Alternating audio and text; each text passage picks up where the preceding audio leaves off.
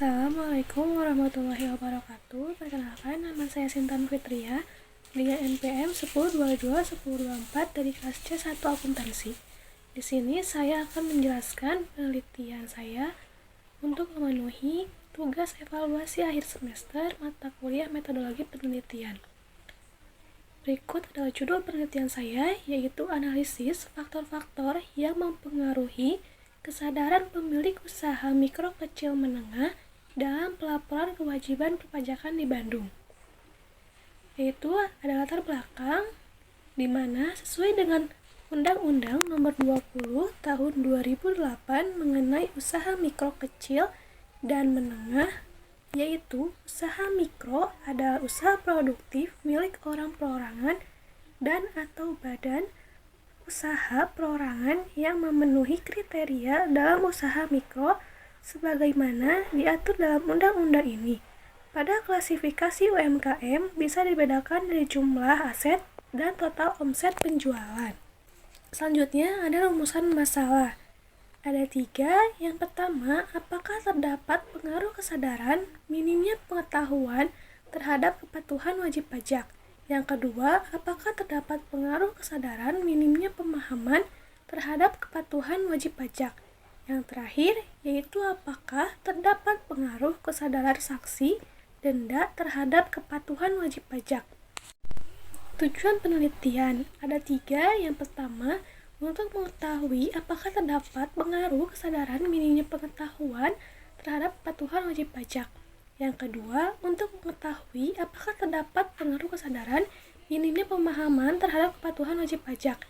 Yang ketiga, untuk mengetahui apakah terdapat pengaruh kesadaran sanksi denda terhadap kepatuhan wajib pajak. Lalu ada penelitian terdahulu. Pada penelitian saya, terdapat 5 penelitian terdahulu. Saya yang ambil 2 dari 5. Yang keempat dan yang kelima, di mana penelitian terdahulu ini memiliki persamaan dan perbedaan. Yang pertama, dalam penelitian yang dilakukan oleh Chandra Irawan menggunakan 2 variabel independen, sedangkan penulis menggunakan 3 variabel independen. Yang kedua, dalam penelitian Imelda dan M. Khalid Mawardi menggunakan 3 variabel independen, di mana 2 variabel diantaranya sama dengan penulis, yaitu pengetahuan wajib pajak, pemahaman wajib pajak. Ada kerangka berpikir dan hipotesis penelitian. Terdapat 3 hipotesis penelitian. Yang pertama, pengetahuan wajib pajak berpengaruh terhadap pelaporan kewajiban pajak. Yang kedua, pemahaman wajib pajak berpengaruh terhadap pelaporan kewajiban pajak. Yang ketiga, ada sanksi wajib pajak berpengaruh terhadap pelaporan kewajiban pajak.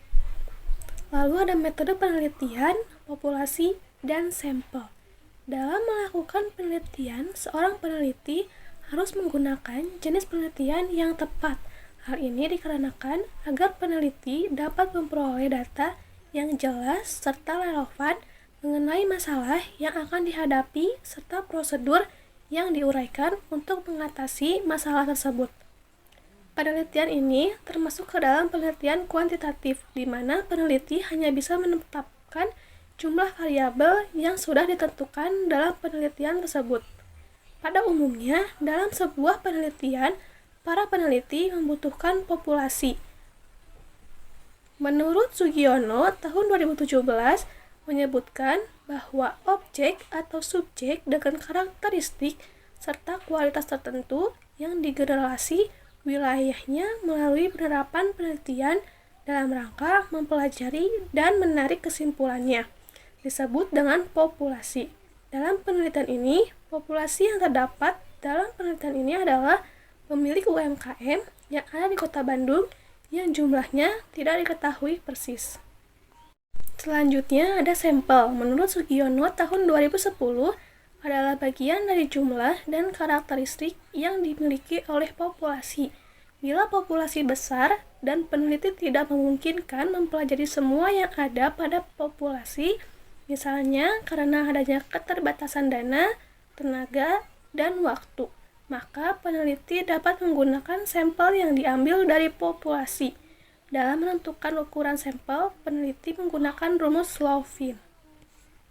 Lalu ada teknik pengumpulan data melalui kuesioner, dokumentasi, wawancara, dan observasi. Lalu ada teknik pengujian instrumen, yaitu menggunakan uji validasi dan uji reliabilitas.